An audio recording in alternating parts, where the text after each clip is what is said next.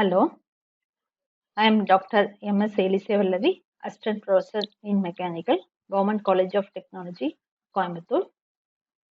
This video describes the casting process, which will be helpful for the GATE students.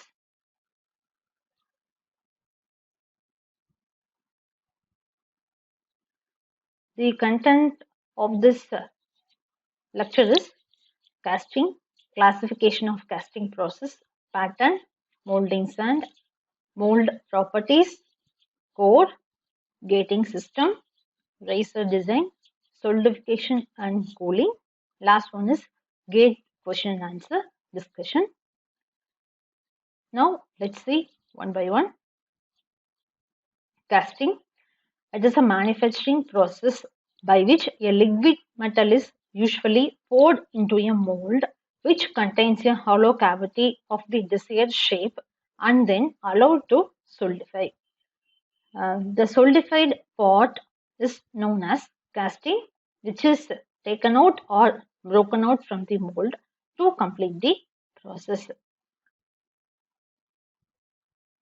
What are the classification of casting process? Normally we have two elaborate classification. One is expandable mold process, another one is permanent mold process. In expandable mold is scarified to remove the part, so we can use only one time. Advantage of this process is this more complex shapes can be make it from this.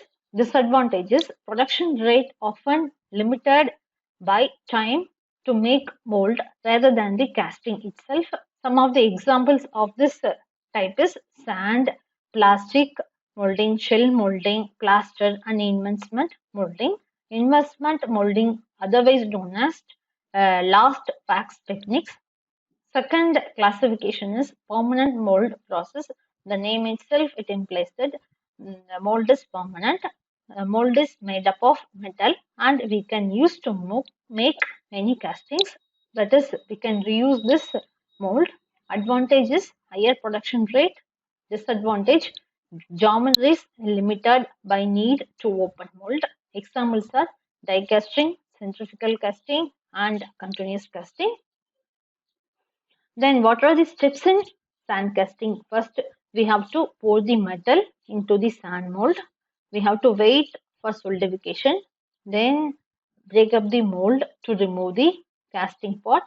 Then clean and inspect the casting. Last one is if we want to, if we need heat treatment, we can go for improve the metallurgical properties. The next one is pattern. Pattern is the model of the required casting or replica of the product. What are the materials we can use for pattern? Or wood, metal, and plastic. Wood, which is a common material because it is easy to work, but it bobs.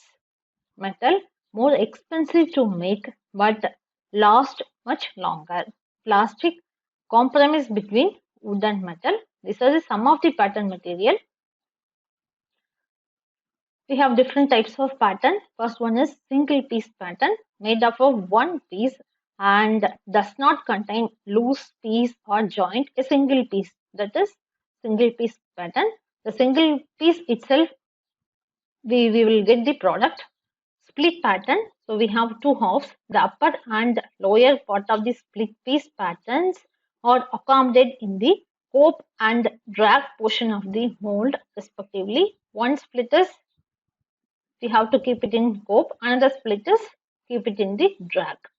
Loose piece pattern. Certain patterns cannot be withdrawn once they are embedded into the molding sand.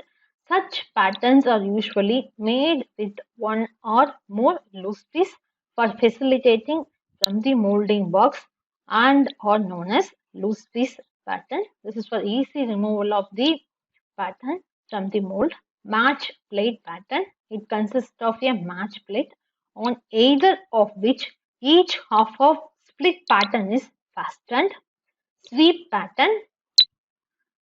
Definitely in sweep, in CAD and Pro and all, we are doing sweep. So we have central axis should be there. From that we are rolling. The same way here also. A sweep pattern is just a form made on a wooden board which sweeps the shape of the casting into the sand all around the circumference. The sweep pattern rotates about the post. So we have the post, about that the pattern rotates. Then type of pattern, gated pattern, the section connecting different patterns serves as runner and gate.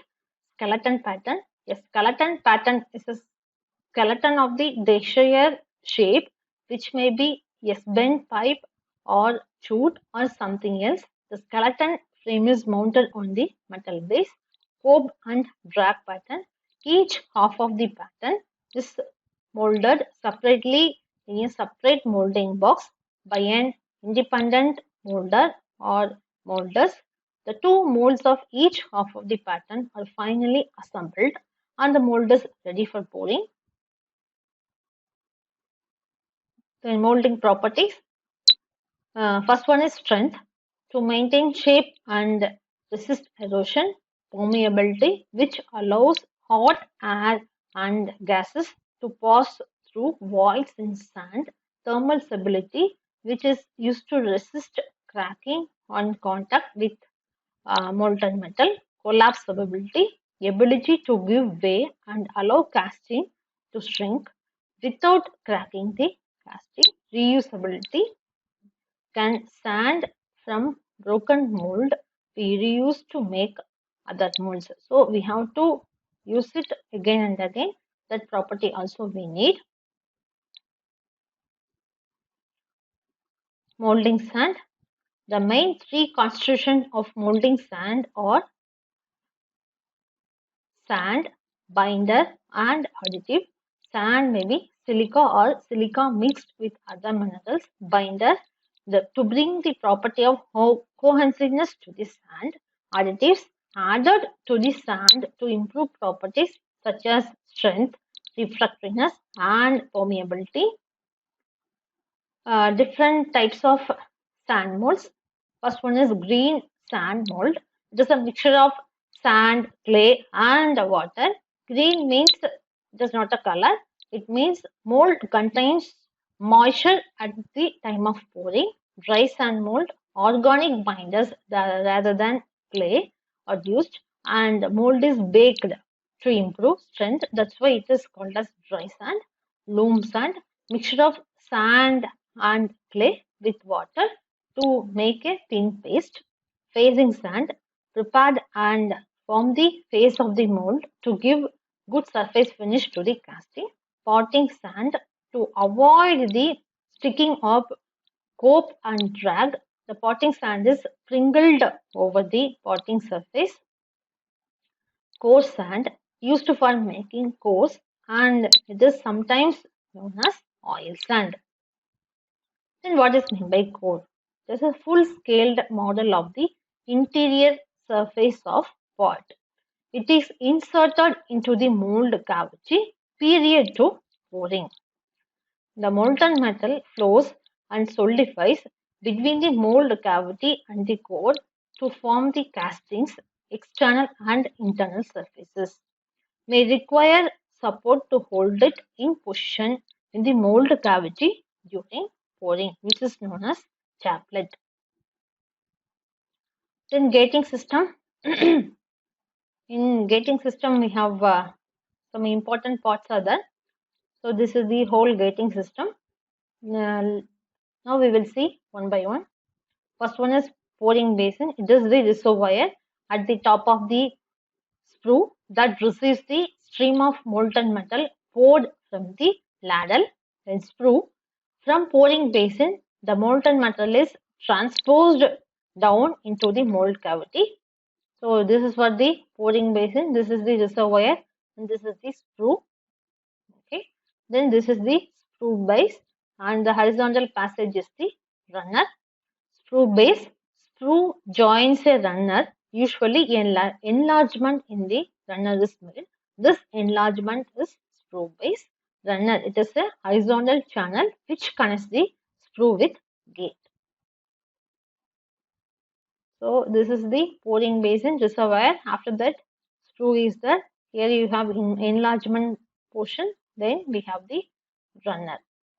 And after that, skin bob is the choke. Then ingate.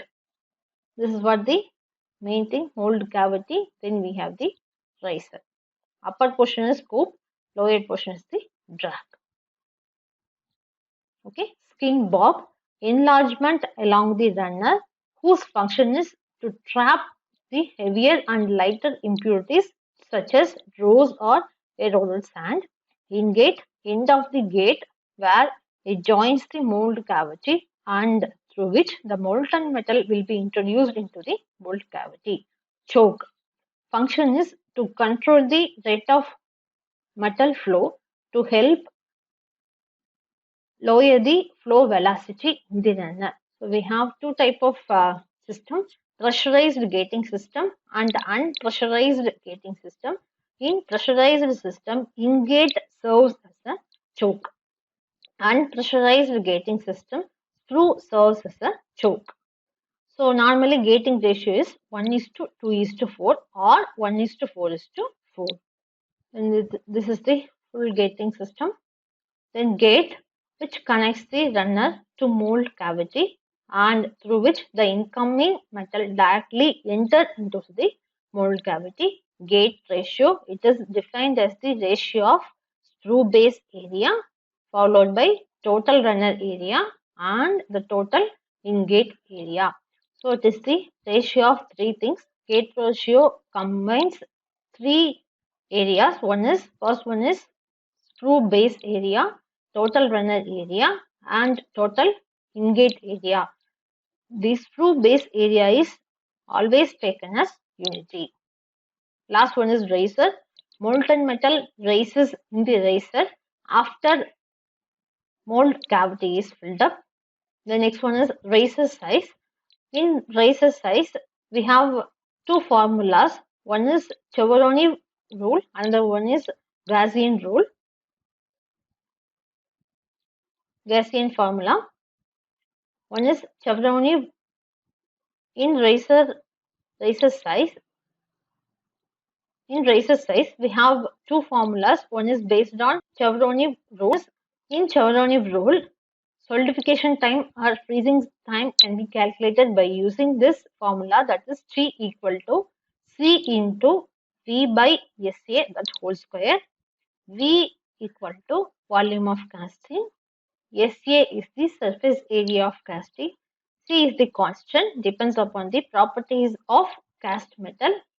The metal in the riser must be the least to solidify to achieve diagonal solidification. So normally V by SA of riser is greater than V by SA of casting. Keynes formula. Riser size is based on an experimentally determined hyperbolic relation between freezing time and volume of casting and the riser. Freezing time x equal to SA divided by V of casting divided by SA divided by V of riser. Volume of casting is the ratio of volume of riser to the volume of casting. So the formula is x equal to A by y minus B plus C. A is the freezing characteristics constant. B is the liquid solid solidification contraction. C, relative freezing rate of riser and casting. Next one is solidification and cooling. Solidification involves the transformation of the molten metal back into the solid state. It differs depending on whether the metal is pure element or an alloy. If it is a pure element, pure metal solidifies at constant temperature equal to its freezing point, which is the same as its melting point. This is the graph between the temperature and time. This is the pouring temperature. Temperature is high. Then temperature moves down. That is It is liquid cooling starts. After that, here freezing begins. Here temperature is constant, begins to completed. And after that again temperature reduces when time goes. Then we are getting the solid cooling. At the end we are getting the product.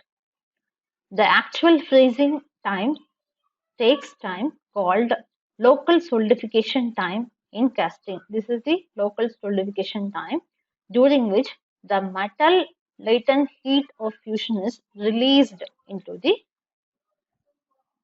surrounding mold. The total solidification time is the time taken between the pouring and completion of solidification. Pouring and completion of solidification is the total solidification time. Then local solidification time is the starting of freezing begins and end of the completion. After the casting has completely solidified, cooling continues at the rate indicated by the downward slope of the cooling curve.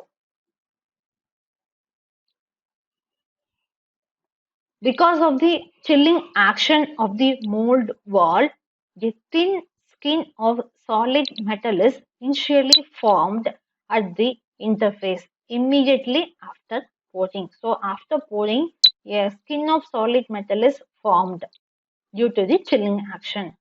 The metal which forms the initial skin has been rapidly cooled by the extraction of the heat through the molten wall. So this skin is initially cooled. This cooling action causes the grains in the skin to be fine and randomly oriented. As cooling continues, further the grain formation and growth occur in the direction away from the heat transfer. Since the heat transfer is through the skin and mold wall, the grain grow inwards as needles or spines of solid metal. As these spines enlarge, lateral branch form, and as these branch grow, further the branch from at the right angle to the first branch. This type of grain growth is referred to as dendritic growth, and it occurs not only in the freezing of pure metal but also in alloy. So this figure shows the characteristics of grain structure in casting of pure metal. Dendritic structure of pure metal shows randomly oriented grains of small size near the mold wall. So near the mold wall, and larger columnar grains oriented towards the center of the casting. So it's a small size near the mold wall and somewhat larger grains towards the center of the casting. This is for pure metal. And this diagram shows the different solidification of metal. Cast structure of metal solidified in the square mold. First one is pure metal. So outer we have here small size grains, towards inner large size grains are there. Just for pure metal. Second one is solid solution alloy. So here center also we have some large size grains, and end also small size grains are there. And this is for the structure obtained by heterogeneous nucleation of grains, usually nucleating agent. So the structure differs from other two things, that is metals and alloys. So we are getting the larger grains throughout the structure, not like other two things. Okay, now we will discuss some gate question and answers one by one. So first one is in gating system, the ratio 1:2:4 represents sprue base area, runner area, in-gate area, pouring basin, in-gate runner, sprue base, in-gate casting, runner, in-gate casting. So correct answer is A, because gate ratio is defined as the first one is sprue base followed by runner and in-gate area. Normally, sprue base area is taken as unity. So the correct answer is 1:3:4. Second one is green sand mold indicates that polymetric mold has been cured. Mold has been totally dried. Mold is green in color. Mold contains moisture. So polymeric mold, no. Mold has been totally dried. So it is dry sand. After baking only we will get dry sand. Mold is green in color. That is not also right. Mold contains moisture. So green sand mold is a mixture of sand, clay and water. Green means mold contains moisture at the time of pouring. So the correct answer is D. Then cubic casting of next one is problem. Casting of it is a cube casting of 50 mm height undergoes volumetric solidification, shrinkage, and volumetric solid contraction of 4% and 6% respectively. No razor is used. Assume uniform cooling in all direction. The side of cube after solidification and contraction is. So they gave four answers. First, just a cube side of 50 mm. It undergoes, first one is shrinkage, solidification shrinkage of 4%, and after that volumetric solid contraction of 6%. Then cooling is uniform. Now we have to calculate the side of cube after solidification and contraction. Okay. Then first the side of cube A, that is we are taking initial side of cube as A is 50 mm. So volume equal to A cube, that is 125 into 10 power 3 mm cube. Cube first undergoes volumetric solidification shrinkage of 4%, then volumetric solid contraction of 6%. So first we have to calculate volume after shrinkage. So shrinkage is 4%. Now volume is V1, which is equal to 125 into 10 power 3 minus 125 into 4%. From that we are getting volume after shrinkage, that is 12 into 10 power 4 mm cube. Now after that it goes to the volumetric contraction. First we will find the volume of shrinkage. After that we are finding the volume of solid contraction. While taking the solid contraction, we have to take the volume after the shrinkage. That volume only we have to take. So V2 equal to 12 into 10 power 4 minus 12 into 10 power 4 into 6%. We are getting the volume 112800 mm cube. Now V2 is the combined volume after shrinkage and contraction. Take the side of cube as B. Initially we are taking the side of cube as A before shrinkage and contraction. Now we are getting the volume after shrinkage and contraction, and that is B cube equal to 112800. From that B equal to 48.32. So initially before the shrinkage and contraction we have 50. After that we are getting 48.32 mm. This is the right answer. Very simple formula only. The next one is match the following. Match the casting defect with the probable cause: hot tears, shrinkage, blowholes, cold shut. So hot tears is the metallurgical defect and occurs because of differential cooling rate, which creates stress in the different region of metal. So it is due to the improper cooling which creates the stress. Shrinkage, it is the contraction. So volume get reduced during cooling. Blowholes due to lower permeability of sand mold. Cold shut due to improper fusion of two streams of liquid metal. So this is the, now we will come back here, hot tears. So it is the Because of differential cooling rate, the stress is formed. So P4, shrinkage. So volumetric contraction both in liquid and solid stage. Blowholes, low permeability of the sand mold. Cold shut, improper fusion of two streams of liquid metal. So the correct option is B. Next one is, again we have a problem just based on the tracer size.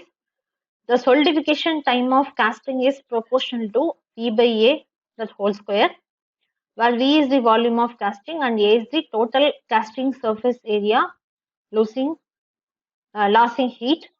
2 cube of same material and size are cast using sand casting process. The top of one of the cube is completely insulated. The ratio of the solidification time for the cube with top face insulated to that of the other cube. So here we have two cubes with same size and material. Two cubes are casting. One of the cube, in that one cube is completely, top face of the one cube is insulated and another cube is not insulated. So we want to know the ratio of solidification time of cube with top face is insulated to the another cube which is not at all insulated. Okay. So surface area of the first cube which lose heat from all surface. So that is 6a square. Surface area of second cube lose heat from 5 surface, because one surface is insulated. The surface area is 5a square. The ratio of solidification or freezing time, that is T insulated divided by T uninsulated, which is equal to P by A. That is freezing time is directly proportional to P by A, that whole square. V is the volume of casting, volume of cube, and A is the surface area of cube. Then volume is A cube divided by 5a square, that is the surface area. Then uninsulated, just all the sides are uninsulated. Here one side is insulated. So insulated divided by uninsulated, a cube divided by 5a square, that whole square, divided by a cube divided by 6a square, that whole square. Sum that we are getting 36 divided by 25. So the answer is 36 divided by 25, option A. This section we discussed about the casting, different types of casting, pattern, and cooling and solidification, types of molding, and some question, gate question, already asked the gate question, and problems also we discussed. Thank you.